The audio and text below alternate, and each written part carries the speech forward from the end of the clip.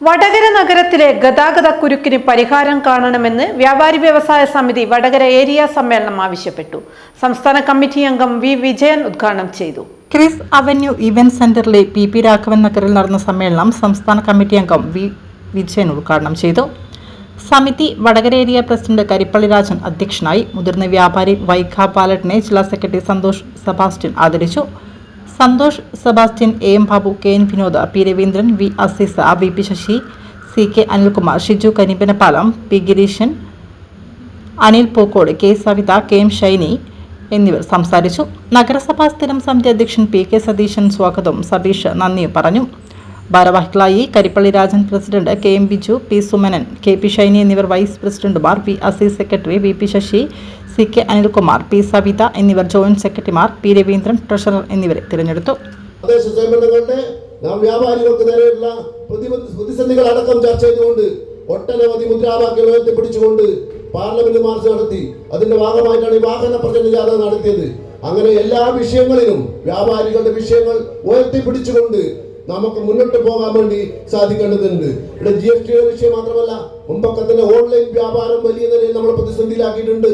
അതുപോലെ ആദ്യം മുതൊക്കെ തന്നെ ബഹുരാഷ്ട്ര കുത്തക കമ്പനികളുടെ കടന്നുകയറ്റമാണ്. അതിനുശേഷം വന്നത് ഓൺലൈൻ വ്യാപാരമാണ്. ഇന്ന് വൻകിട ഇന്ത്യൻ കുത്തകളുടെയും വൻകിട മാളുകളുടെയും എല്ലാം കടന്നുകയറ്റത്തിന്റെ ഭാഗമായിട്ട് ചെറുകിട വ്യാപാര മേഖലയെ ഇല്ലാതാക്കുന്ന നിലയിലേക്ക് പിടിച്ചു നിൽക്കാൻ വേണ്ടി പറ്റാത്ത സാഹചര്യം നിലനിൽക്കുകയാണ്. ഇതിനെയെല്ലാം പ്രതിരോധിക്കാൻ നമ്മളെല്ലാം ഒറ്റക്കെട്ടായി മുന്നോട്ട് പോകുക എന്ന് മാത്രമാണ് നമുക്ക് നമ്മുടെ മുന്നിലുള്ള വിഷയം.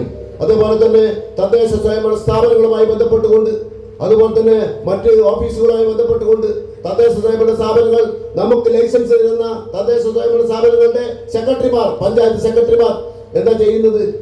നമുക്ക് ലൈസൻസ് തരികയും നമ്മളോട് തൊഴിൽ നികുതി മുറിക്കുകയും ചെയ്ത് നമ്മുടെ കടയുടെ മുന്നിൽ വഴിവാണിഭം നടത്താൻ അവസരം ഒരുക്കി കൊടുക്കുകയും. നേരത്തെ ഇവിടുന്ന് പറഞ്ഞു, രാജേട്ടൻ പറഞ്ഞു, അത് നമ്മളെ പോയിട്ടല്ല യഥാർത്ഥത്തിൽ തടയേണ്ടത്. നമ്മൾ വിളിക്കുമ്പോൾ പോകുക എന്നതല്ല നമ്മൾ കാണേണ്ടത്. നമുക്കാരാണോ ലൈസൻസ് തന്നത്?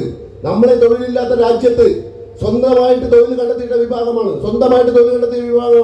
നമ്മൾ തന്നെ തൊഴിൽ കണ്ടെത്തി, നമ്മൾ തന്നെ ലോൺ എടുത്ത്, നമ്മൾ എല്ലാം വിറ്റുപറക്കിയിട്ടാണ് സ്ഥാപനങ്ങൾ തുടങ്ങിയിട്ടുള്ളത്. ഈ രാജ്യത്ത് അവിചാരിതമായിട്ട് എത്തിപ്പെട്ട ആളുകൾ എന്ന നിലയിൽ നമുക്ക് ഈ മേഖലയിൽ സംരക്ഷിക്കാൻ ഉത്തരവാദപ്പെട്ട ആളുകൾ കൈയൊഴിയുന്ന സമീപനം സ്വീകരിക്കുന്ന ഏത് ഗവൺമെന്റ് ആയി കഴിഞ്ഞാലും കൊടിയുടെ നിറം നോക്കിക്കൊണ്ടല്ല, അതുപോലെ ആര് ഭരിക്കുന്നത് നോക്കിക്കൊണ്ടല്ല, ഏത് പ്രതിസന്ധിക്കെതിരെയും സമരം ചെയ്യാൻ ഒറ്റക്കെട്ടായിട്ട് നമുക്ക് മുന്നോട്ട് പോകണം. ലൈസൻസ് നമുക്ക് തരുന്നു. ലൈസൻസ് ഫീസ് എത്രയാണ് വാങ്ങുന്നത്? ഏറ്റവും ചുരുങ്ങിയത് 100 രൂപ ലൈസൻസ് ഫീസ് വാങ്ങേണ്ടത്. 500 രൂപ, 25,000 രൂപ, 25 ലക്ഷം രൂപ വരെ മുതൽ മുടക്കുള്ള വ്യാപാര സ്ഥാപനങ്ങളിൽ അവർ വാങ്ങേണ്ടത് 500 രൂപ വരെയാണ്. എത്രയാണ് വാങ്ങുന്നത്? നമ്മൾ 10,000, 50,000 രൂപ മുതലിട്ട് കൊണ്ട് ചെയ്യുന്ന സ്ഥാപനങ്ങൾക്ക് വാങ്ങുന്നത് 500 രൂപയാണ്. യഥാർത്ഥ